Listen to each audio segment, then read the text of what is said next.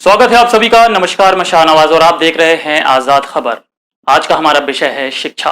अगर देश में टैक्स चोरी और बिजली चोरी अपराध है तो फिर शिक्षा का व्यवसायीकरण भी एक अपराध ही है, क्योंकि शिक्षा हवा, पानी और भोजन की तरह ही जीवन जीने के लिए जरूरी है।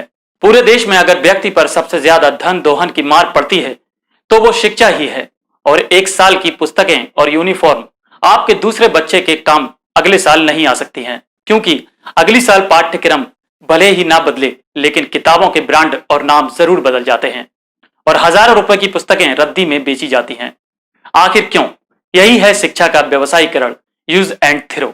अमेरिका, जर्मनी, जापान और इंग्लैंड जैसे विकसित देशों में स्कूल उस वर्ष की शिक्षा के बाद बच्चों से पुस्तकें वापस लेकर रख लेते हैं, बच्चों की शिक्षा के लिए, क्योंकि उन्होंने मूलभूत जरूरी शिक्षा को व्यवसाय नहीं बनाया है और वहां की सरकारों ने बनने भी नहीं दिया है। आजाद भारत पार्टी के संस्थापक लोकनायक मानवेंद्र आजाद ने बच्चों और उनके अभिभावकों की इस पीड़ा को समझा और इस लूट के गोरख धंधे को बहुत संवेदनशील बताया है।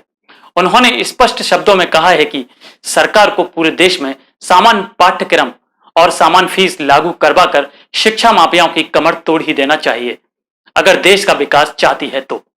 लेकिन यहां एक प्रश्न जन्म लेता है कि कहीं सरकार में बैठे लोग ही इन शिक्षा माफियाओं के आश्रयदाता हुए तो? ये प्रश्न अपने आप से वोट देते समय जरूर पूछिए।